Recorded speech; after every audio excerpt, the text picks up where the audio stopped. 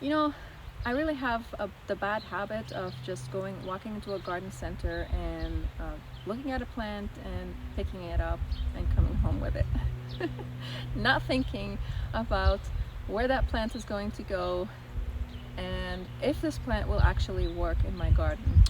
That's true. I have to cover her eyes as we pass the gardening section. It's just so tempting. Yeah, and I have to escort her like she's blind. I don't appreciate it. You don't like it at all. You fight me. I want to look at the beautiful plants and you're stopping Yeah, and me. I want to save some money. I don't spend that much money on plants. You love plants. I do love plants. Okay, so anyways, so before you go ahead and do that, hold on. Don't do that, because we are going to talk about right now how to choose the right plants for your garden, because not every plant that you see is going to work out in your garden. You need to watch this video. Yes. You yourself. You're making it. You should watch it again and again to teach yourself. Yeah. I don't know. Just telling them, not me. Yeah. Okay. Yeah. Well. Do what I say, not what I do. Or do as I say, not as I do.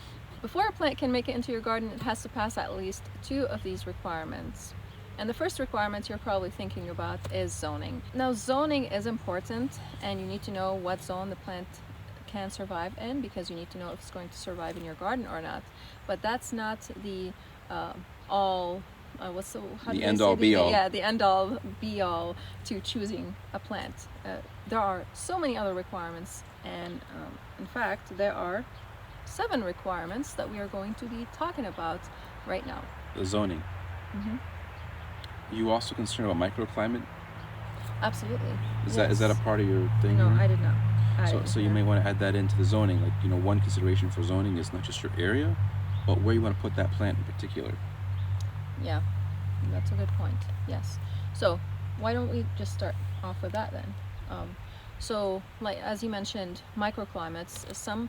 Even though your zone might be the zone that plant will work out in. Let's say you're on the edge of that zone that plant can survive in. Let's say it survives from zone 5 to 8, and you're zone 5.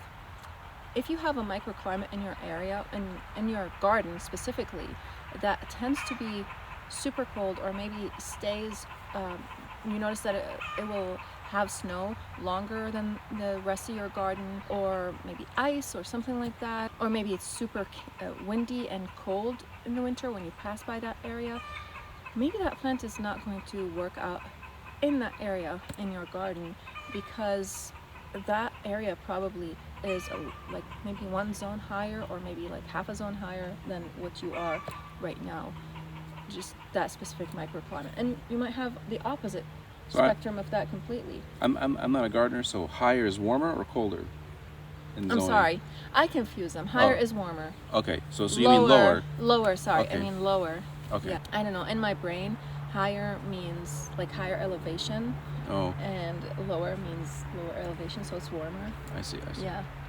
that's why I always confuse them that way. If you have a warmer climate in your garden, like a warmer microclimate, will you be able to include that plant in your garden? Maybe if it's like right on the edge of the zone that it can survive in, maybe It could be a patch of land between a building and a driveway where it becomes a bit of a solar oven. Yes, exactly. So in the summertime, it can get hotter than the normal zone. Yeah, so maybe you're zone 5 and a plant can survive in zone 6, and you can include it in that area because of the wall. Maybe if you even just create a wall and maybe paint it black, it's going to absorb that heat from the sun. It's going to heat up the plant that's next to it, and allow that plant to survive in your zone. Or cook it. Or cook in the it, summer. I suppose, but if you're a lower zone, it's probably going to be okay, because the climate's going to be a little bit different. All right, so study your garden area. Yeah. And zones are not just the fact that the temperature drops down to a certain degree. It's also how long do they stay in those degrees. Now, they don't talk about it in the zones, but your area where you are is going to impact how your zone is going to be, or how your garden is going to behave, because of how cold it's going to stay, or how hot it's going to stay for what period of time. So some plants can withstand much colder temperatures for a short period of time? Yes. if it's just a short, like for example, take an olive tree, it can survive 15 degrees Fahrenheit, but that does not mean that it can stay at 15 degrees Fahrenheit for a prolonged period of time. It's going to kill it. So it needs the warmer temperatures. If it does get down to those degrees for a short time, it's okay, but it's not going to thrive. It might die, if it stays at those temperatures for a long time. The next requirement, or thing two, I'm going to call it. Thing two. We don't have to call them things, but I thought that's going to be or something to consider. Thing one, thing kids. two. Yes, thing one and thing two. Yeah. Cat in the hat. Yes. Thing two, or requirement number two, that's going to be, does that plant need full sun, or does it need shade or partial shade? And the question you're going to be asking yourself is, do I have full sun? Do I have partial shade? Do I have full shade? These are things that you need to know before you purchase the plant, because if it's a plant that's full shade, let's say, and you don't have that for it, well, if you put it in full sun, it's going to fry, and if you put it in partial shade, it might fry as well if it's receiving afternoon sun. Maybe you're receiving morning sun and not afternoon sun. That might work out. So these are things you have to kind of look at before you decide to buy that plant. If you can create the environment for it, go for it. But if you can't, just don't do it, because that's just going to be a waste of money. The third requirement you're going to look at is, does it like dry soil, moist soil, or boggy soil? So the soil is going to be super important. Not necessarily the fertility of the soil, because that's something you can change, but how moist that area gets. Like for example, the area that we are in right now, there is water. We are sitting on water basically. The ground is not absorbing all the water. So if I plant something over here that likes dry soil, well, that thing is just going to die. It's going to be like, what are you doing to me? Why did you put me here? So if you get really good at gardening, is it possible then the winter it won't absorb as much water? Let's say it's springtime, the plant's didn't pull all its leaves in yet, it's still kind of in dormant stage, the area is kind of boggy, and by the time it starts to wake up, the area dries out. Is that something that'll still kill the plant? Or is that kind of dependent on the plant? Most likely, because the plant is not going to absorb that much water during the winter. I see. And it's going to rot the roots. And the roots that you're looking at, it's not just the surface level roots. The ground freezes over here, but there is a layer of the ground that's not frozen, and those roots are going to be sitting in that moist ground for that whole season, and they're going to rot. It's beneath the surface that you want. Beneath the frost line. Yeah, what you want to look at. And some plants that are just in the frost line too, I mean, they might not be able to take that. It's just too much for them, because in the spring, I doubt that the ground would just dry out, unless you're having a drought. It's not going to be the case. It's going to take its time, and while the plant is waking up, it's going to be drowning in that water. So what you want to ask yourself about that is, what type of soil, what kind of environment of soil, I'm going to say, you have. And if you have the kind of soil environment that plant needs, then that you can make the decision to purchase it. Requirement number 4, that's going to be, how big does it grow? Do you have the space for it? So that's something you have to ask yourself. If I put it in that location, will it overcrowd the plants that I love and I want in that space? Is it okay with me if it takes too much space? So is it okay with you to replace some of the plants, or maybe remove some of the plants that it's going to take over? Do you really want that plant, or could you go without it? This is especially true for sprawling ones, like for example, pumpkin. You're talking about vegetables, yeah. I'm thinking vegetables, right? Mm-hmm. And if you buy that plant and it sprawls out, it can take over a huge area in your yard. Mm-hmm. And you made me think of junipers. Junipers. Well, not all of them, but some of them do that. We have some that. So I remember it was a time when we had some flowers actually, and we had a small pumpkin. We're like, well, we'll just let it grow. We like it. And it wasn't intentional to be there, but we just let it grow. And it grew. It took over the whole flower garden and killed a whole bunch of flowers. That's one consideration. Another one that occurs to me while you mentioned that is height, because you don't want a plant to grow tall and shade out another bed. Yeah, well, that's going to be like, do you, if, you can move some plants around if you want it in that place. You can push it maybe to the back of the bed so that it's not shading some of your plants. But if it's going to shade some of your plants, you want to consider it, and you want to think about whether you want to create a shade garden after that. Like, are you willing to change your garden into a shade garden in the future, or do you want to keep it as a sun garden? Yeah, I always think about vegetables. I'm a vegetable gardener more than flowers. The fifth requirement is how fast does it grow? And the reason why I'm talking about this is because that's going to impact the maintenance of the plant, and it just as well as it's going to go along with the one that we just mentioned before, is how big does it grow. Maybe it's a plant that grows big but takes forever to grow, and you're willing to plant it in that location because it's going to take its time, and those flowers and shrubs that you like right now are there, and then in the future you have another plan for your garden that's going to take years to get there, because that plant is going to take years to grow. So that's okay. But if it grows super fast and you don't want that from it, and it's going to grow super big, you want to consider, is this the right plant for that place, or do I want something that maybe grows slower? Maybe you do want it to grow fast. Maybe you want a hedge that just grows super tall and super fast because you want a privacy hedge. So these are things you want to think about when you are buying your plants. So if I were to shorten that, I'd say what? Garden timing? Because you're talking about multi-year plants. Yeah, I mean... And a multi-year plan in your garden. I mean, that's personally how I approach gardening. It's a multi-year plan. It's not just this spring is what I'm planting, and this summer. You have to consider the garden is sort of like a living being. It has its own life, its own cycles. Okay, so an example is a rose bush.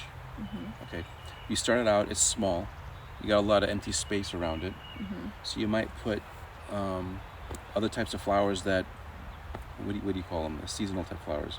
Annuals? And yeah, you put annuals in there, right? Because the rose bush is not going to grow and crowd them out yet. And then, so as it grows, you keep putting the annuals into that area to complement it, but you keep allowing it to grow over time. Yeah. Or you can even put perennials and then move them as the plant grows. Or you would actually move them. Yeah, he doesn't think that you can move plants. Yeah, she talks about moving trees. Right? She's like, I like that tree. I don't like where it is. Let's move it. How am I going to move a tree? Requirement number 5 is, does it need a lot of maintenance? And is that something that I am willing to put the time and effort into to maintaining it? Or do I just want it to look pretty all the time without having to do anything to it? So, do you want to maintain it, or do you want not to maintain it? That is the question. Requirement number 7. Did I say 5? No, 5 number and 6. then 6. Oh, I'm sorry. I think the other one before it was 5. This is 6 and then 7 now. I'm getting confused. Does it need a lot of fertilizer? And that is something to consider. Some plants do not need a lot of fertilizer, and some are just fertilizer hogs, and they just need a lot of love and care. And that's something to consider, because you want to ask yourself the question of, am I willing to pay the money for the fertilizer, or am I willing to put the time and effort into making the fertilizer? Because if you're not, that plant is not going to thrive, and it's going to be stunted for the rest of its life if you don't give it any nutrients. It's not going to grow to its full potential, basically.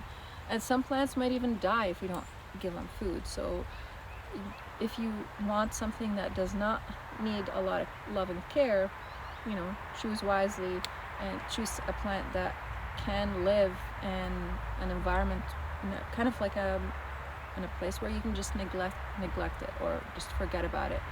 And we gave our kids cactuses. Yes, and they still killed them because they gave them water. Oops, we didn't see that one coming. Well, my son has cactuses right now, and he keeps asking me, Mama, do I water them? Like, no, just leave them alone. Requirement number 8. You did 7 already? Yeah, this was 7 right here, because we added one right. more, yeah. Okay. What seasons of interest does it offer? what seasons of interest is missing from the location that I want it to go in.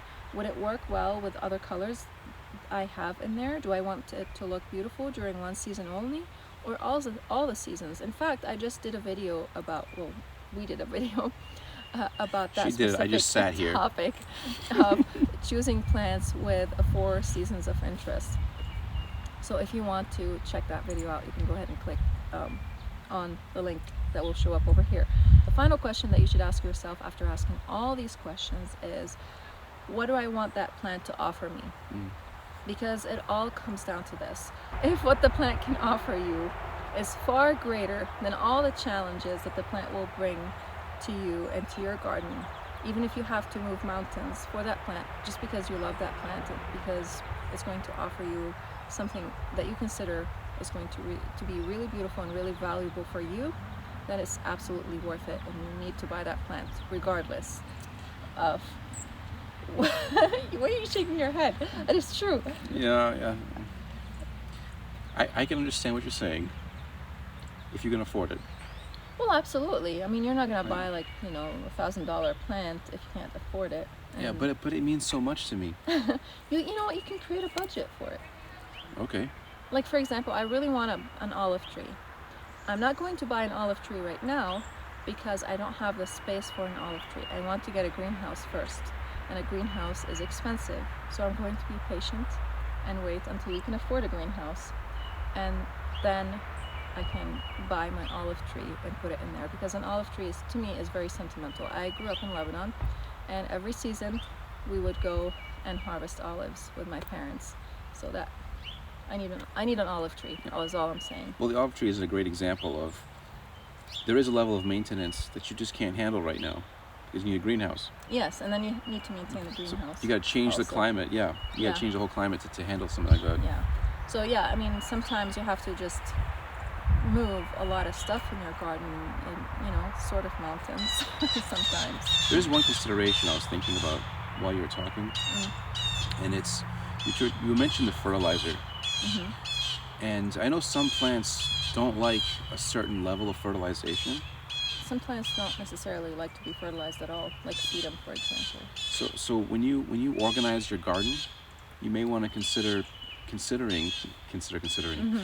may want to think about having a plant that doesn't want much fertilization and keep it away from the plants that need a lot. Well, yeah, because it's going to receive some of that fertilizer. It might kill it. Right. Yeah, like lavender.